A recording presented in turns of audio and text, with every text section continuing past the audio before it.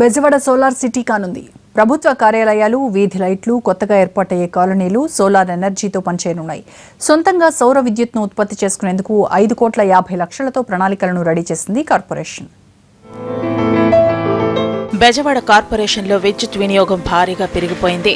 Current ఖర్చులు తడిసి మోపిడై భారంగా మారింది. ఇప్పుడే ఇలా ఉంటే వేసవిలో విద్యుత్ వినియోగం మరింత పెరిగిపోనుందనే అంచనాలున్నాయి. ఇప్పటికే బెజవాడలోని కీలక సమయాల్లో 400 మెగావాట్లకు పైగా వినియోగిస్తున్నారు. వీటన్నింటినీ దృష్టిలో ఉంచుకుని నగర పాలక సంస్థ బెజవాడను సోలార్ సిటీగా రూపుదిద్దేందుకు ప్రయత్నాలు చేస్తోంది. కేంద్ర ప్రభుత్వం కూడా నగరాన్ని సోలార్ సిటీగా ఎంపిక చేసి నిధులు కేటాయించింది. 5 ఏళ్లలో సంప్రదాయ ఇంధన వనరులను 10% తగ్గించడమే లక్ష్యంగా ఈ నిర్ణయం తీసుకున్నారు.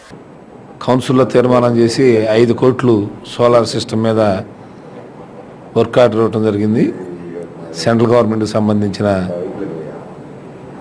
కంపెనీకి ఇవ్వటం జరిగింది. మరి వాళ్ళు అన్నీ రెడీ చేసుకుని మొన్నే ఈ కౌన్సిల్ హాల్ పైన, మెయిన్ ఆఫీస్ పైన, అట్లాగే మిగతా చోట్ల కూడా ఆ దిమ్మలకి కాంక్రీట్ పోయటం జరిగింది. ఆ పని పూర్తయింది. ఇప్పుడు వాటికి కావాల్సిన ఫ్రేమ్స్ రెడీ అవుతున్నాయి. ముఖ్యంగా ప్రభుత్వ కార్యాలయాలు, కమర్షియల్ కాంప్లెక్స్, వీధి లైట్లకు సోలార్ ఎనర్జీని వినియోగించాలని నిర్ణయించారు. ఇప్పటికే పలు ప్రాంతాల్లో ఈ వైపు సన్నాహాలు జరుగుతున్నాయి. ఎంపిక చేసిన భవనాల్లో కార్పొరేషన్ సోలార్ విద్యుత్తును వినియోగించాలని భావిస్తోంది. విజయవాడ నగరంలో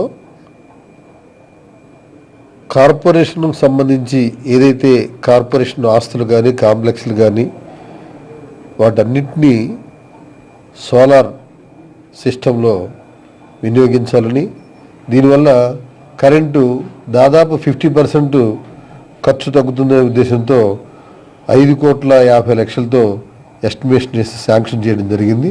ఒక కార్పొరేషన్కి సంబంధించిన ఆస్తులే కాకుండా ప్రైవేటు వాళ్ళకు కూడా ఈ సోలార్ సిస్టమ్ ఎవరైతే ప్రైవేటు వాళ్ళని అడుగుతారో వారిని కూడా ఎంకరేజ్ చేసే విధంగా ఈ కార్పొరేషన్ ప్రోత్సహిస్తుందని చెప్పి విజ్ఞప్తి చేస్తున్నాం.